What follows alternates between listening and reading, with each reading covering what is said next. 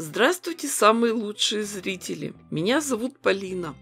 Вы любите праздники? А подарки? А что больше нравится, дарить или получать?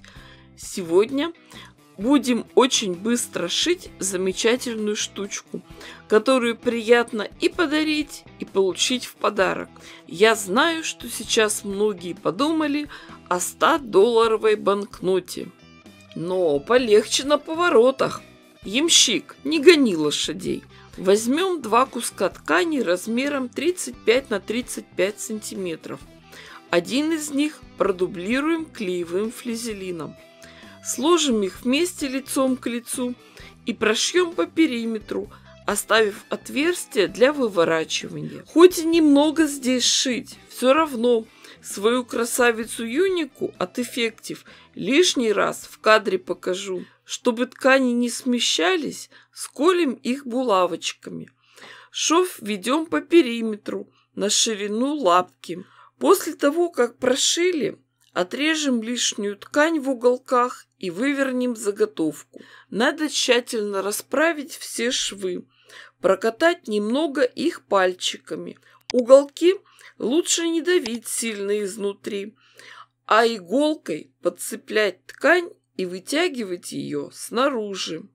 После этого заготовку надо тщательно проутюжить, открытые срезы аккуратно заправить внутрь, можно их подхватить иголкой с ниткой, а потом прострочить по контуру на швейной машинке на расстоянии 1 мм от края. Оставшиеся концы ниток связать между собой, заправить в иголку и спрятать в ткани. Подготовленную деталь сложим по диагонали. Можно уголок закрепить булавкой. Потом длинную сторону делим на 3 части и складываем конвертиком. Уголочки подгибаем внутрь. Фиксируем складки. Эту линию сгиба отмечаем водорастворимым маркером. Ткани сколем булавочками. По намеченным линиям проложим строчку на швейной машинке с одной и с другой стороны. Сами видите, с боков у нас получились небольшие треугольные кармашки. Но пока займемся оформлением верхней части. Отогнем уголки на лицевую сторону, зацепим булавочками. На расстоянии примерно 1,5 см наметим линии швов и прошьем их на швейной машинке. Уже получаются симпатичные кармашки. Теперь оформим боковые части. Концы треугольников боковых сторон подтянем наверх, расправим складки. А углы этих боковых квадратов зафиксируем, аккуратно пришьем к основе. Сначала один, потом другой. То же самое сделаем и с другой стороны. А теперь вывернем нашу заготовку, тщательно выровняем и расправим углы. На расстоянии примерно 2 см от угла наметим точку и проложим строчку перпендикулярно центральному шву. После этого вывернем нашу коробочку на лицевую сторону. Расправим уголки, отогнем их вниз. А теперь остается только самое интересное – украсить ее. Конечно, вариантов может быть множество. Но мне попались под руку такие красивые кружевные элементы. Просто пришьем их иголкой с ниткой потайными стежками. Получилась замечательная коробочка, сумочка-органайзер. Одно большое отделение и 2 боковых кармана. Возьмем 2 кусочка атласной ленты длиной 50 см.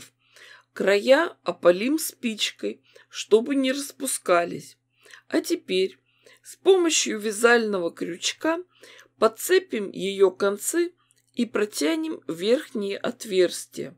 Обратите внимание, ленты у нас 2. И протягивать их надо навстречу друг другу, чтобы с обеих сторон получились завязки с узелочками. Здесь главное не запутаться. Концы ленточек складываем вместе и завязываем узел.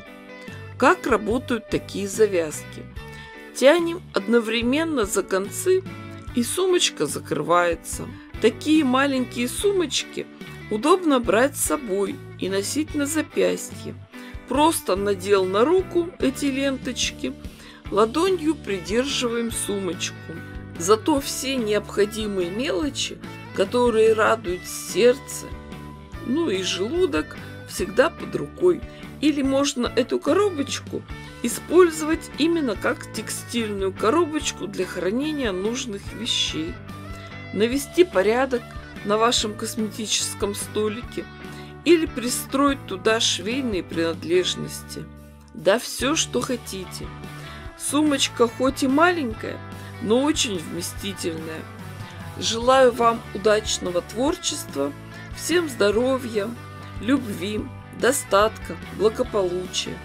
Ставьте классы, пишите комментарии. Заходите почаще. На канале есть много интересного. С вами была Полина. Всем пока-пока и до скорых встреч!